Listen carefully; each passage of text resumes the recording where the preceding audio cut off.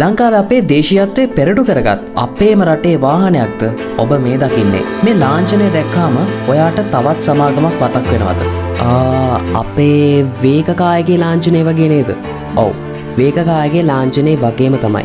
හැබැයි මේ වාහනේ වේග කම්පැනි එක මැනුෆැක්චර් කරන වාහනයක් නෙමෙයි. මේ වාහනේ හදන්නේ වියට්නාමේ. මේ බ්‍රෑන්ඩ් එක VinFast. ලංකාවේ ගොඩක් අය මේ බ්‍රෑන්ඩ් නේම් එක ගැන දන්නේ නැහැ. ඒ නිසාම තමයි වීඩියෝ එකේ තම්බ්නේල් එක පොඩ්ඩක් කුතුහලය දනවන විදියට අපි නිර්මාණය කරේ.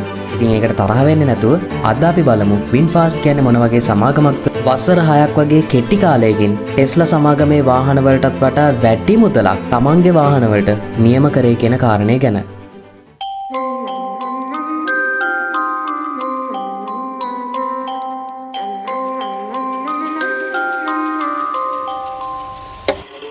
She's a itty bitty spider with a itty bitty letter and a straight jacket round her waist.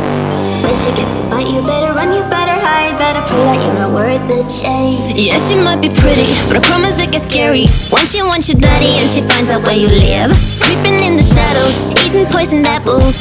She's nothing like you ever seen. Her mood goes up and down and round and round, and ain't no telling what she might do next. 'Cause she's a itty bitty spider with a itty bitty letter and she might.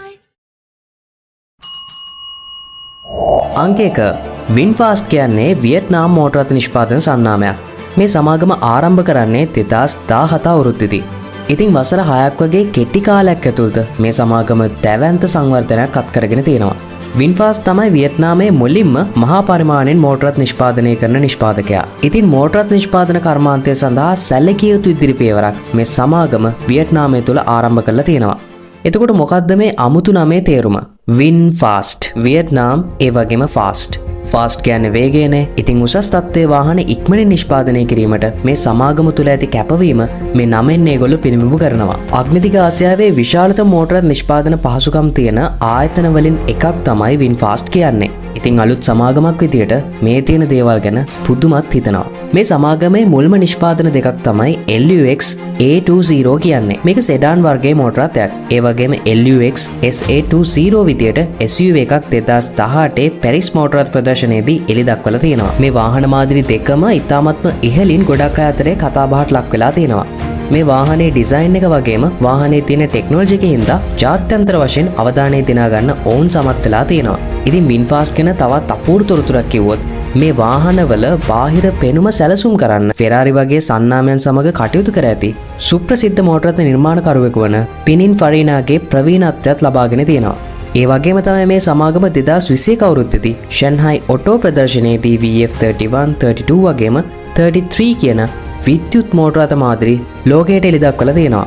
ඔයා දන්නවද මේ VF32 කියන වාහනේ එක්වරක් ආරෝපණය කරාම සැතපුම් 300ක් එහෙමත් නැත්නම් kilometre 482ක් දක්වා ධාවනය කරන්න පුළුවන්. ඉතින් ඉලෙක්ට්‍රික් වාහන ලෝකේ මේක සැලකිය යුතු දියුණුවක්. සාමාන්‍යයෙන් ලංකාවේ තියෙන පෙට්‍රල් ඩීසල් කාර් එකක් ෆුල් ටැංක් කරත් අපිට යන්න පුළුවන් ගොඩක් වෙලාවට කිලෝමීටර් 300ක් එහෙමත් නැත්නම් 350 400ක් වගේ. මේ කියන්නේ ලංකාවේ තියෙන පරණ වාහන ගැන. ඉලෙක්ට්‍රික් වාහන වලට තිබිච්ච ලොකු චෝදනාවක් තමයි මේ වාහන ආරෝපණය කරාන් පස්සේ ලොකු දුරක් ධාවනය කරන්න බැහැ කියන එක.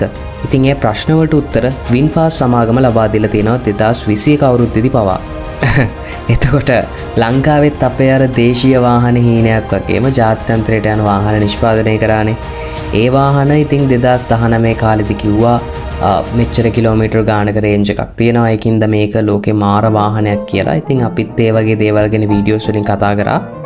වාහනයක් ගැන ප්ලෑන් එකක් හදලා ඩමි එකක් හදලා වාහනේ මැනුෆැක්චර් කරන්න නැතුව අවුරුදු ගණන් බලාගෙන හිටියට පස්සේ මේ ලෝකයේ අනෙක් සමාගම් වාහන නිෂ්පාදනය කරලා මාකට් එකටත් දාලා හමාරයි. ඔබ දන්නවද මේ වෙනකොටත් VinFast සමාගම තමන්ගේ ගෝලීය පැවැත්ම පුළුල් කරමින් යුරෝපය වගේම උතුරු ඇමරිකානු මාකට් වලටත් තමන්ගේ වාහන අපනයනය කරන්න පටන් අරන් තියෙනවා.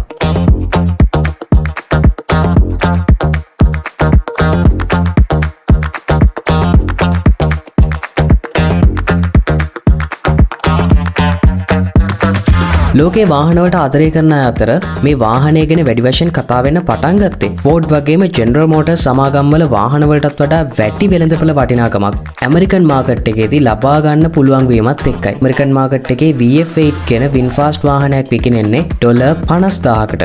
ඒ කියන්නේ ටෙස්ලා මොඩල් Y වාහනයකට සමානයි. ඉතින් ෆෝඩ් වගේම GM වාහන ගැන කතා කරොත් ඊට වඩා අඩු රේන්ජ් එක වාහන තියෙනවා. දැන් වියට්නාමේ වාහන හදන හින්දා ලංකාවෙත් ඒ වගේ වාහන හදන්න පුළුවන්ද? කීයටවත් ලංකාවේ මේ වගේ වාහන හදලා අපිට සාර්ථක වෙන්න හම්බ වෙන්නේ නැහැ. ඇයි එහෙම කියන්නේ? අපේ රටේ ආර්ථික පරිසරය ගැන කතා කරොත් ශ්‍රමයට කරන්න වෙන ගෙවීම ඉතාමත් ඉහළයි. ඒ වගේම තමයි ඉහළ ගෙවීමක් කරත් බොහෝ ශේෂ්ත්‍රවල රැකියාවල පුරප්පාඩු ගොඩක් තියෙනවා. මේකට හේතුවක් තමයි අපේ රටේ ආර්ථිකයට ගැළපෙන පරිදි අඩුම තරමේ A-level අධ්‍යාපන ක්‍රමවේදයවත් සැකසී නොතිබීම. ළමයි කෝ-level හොඳට පාස් වෙච්ච ගමන් අම්මලා තාත්තලා කියන්නේ A-level වලට maths හරි bio හරි කරන්න. එහෙම නැතුව art commerce වගේ subject එකක් කරොත් රස්සා හම්බෙන්නේ නැහැ. ඒව කරන්නේ මෝඩ ළමයි. ලංකාවේ මිනිස්සු ගොඩක් වෙලාවට දන්නේ නැහැ වැඩිපුර සල්ලි හම්බ කරන්න පුළුවන් මොන විෂයන් ඉගෙන ගත්තොත්ද කියන කාරණේ. ඒ වගේම අපි ඉගෙන ගන්න විෂයන් වල වටිනාකම ගැනත් ලංකාවේ මිනිස්සුන්ට ලොකු අවබෝධයක් නැහැ. ගණිතය එහෙමත් නැත්නම් විද්‍යාව කියන්නේ ඉතාමත්ම වටිනා විෂයන්. හැබැයි මේ විෂයන් ඉගෙන ගත්ත කියලා එහෙමත් නැත්නම් මේ විෂයන් වල හිණි පැත්තටම යන්න බැරි වුණොත් සල්ලි හම්බ කරන්න පුළුවන් හැකියාව ඉතාමත්ම අඩුයි. හැබැයි හිණි පැත්තටම යන්න නැතුව බාගෙට ඉගෙන ගත්ත උනත් කොමර්ස් වගේ විෂයක් ඉගෙන ගත්තොත් ඒ කියන්නේ කොමර්ස් වගේ විෂයක් ඉගෙනගෙන C3ක් S3ක් එහෙමත් නැත්නම් සාමාන්‍ය විදියට පාස් වුණත් සල්ලි හම්බ කරන්න පුළුවන් ශාස්ත්‍රය ගැන ළමයින්ට හොඳ අවබෝධයක් එනවා. ඉතින් ලංකාවේ රස්සා තිබ්බත් වෙළඳපොළවල් විවෘත වුණත් මේවට ගැළපෙන විදිහේ ශ්‍රමිකයන් අපේ රටේ අඩුයි. ඒකට හේතුව අපේ රටේ අධ්‍යාපන ක්‍රමය හැදිලා තියෙන විදිය වගේම රැකියා අවස්ථාවන් නැති විෂයන් ළමයි වැඩි වශයෙන් තෝරගෙන බොරුවට ටියුෂන් මාස්ටර්ලාව පෝසත් කරනවා.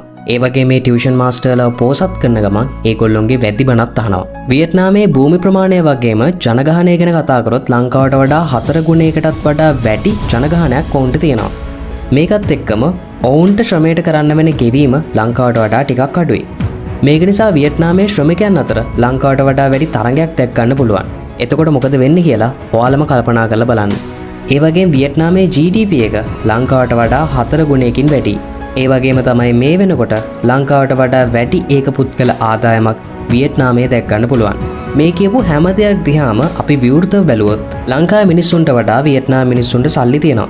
එතකොට වියට්නාම මිනිස්සුන්ට වාහන ගන්න පුළුවන් හැකියාව වැඩි. එතකොට ලංකාවේ කතා කරන්න දෙයක් නැහැ නේ. අපේ රටේ මිනිස්සුන්ට කන්නවත් සල්ලි නැහැනේ.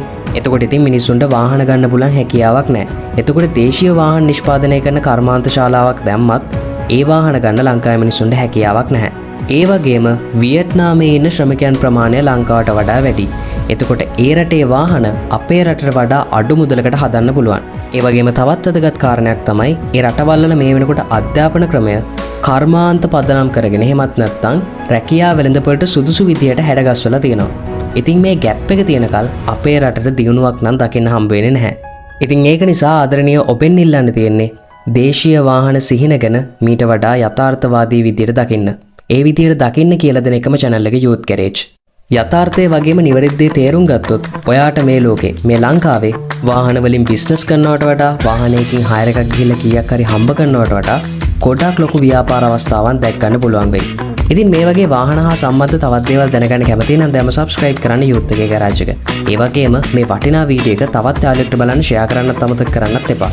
අපි තවත් දවසකින් අලුත් වීඩියෝ එකකින් හම්බෙමු. ඔයාලා හැමෝටම සුබ දවසක්.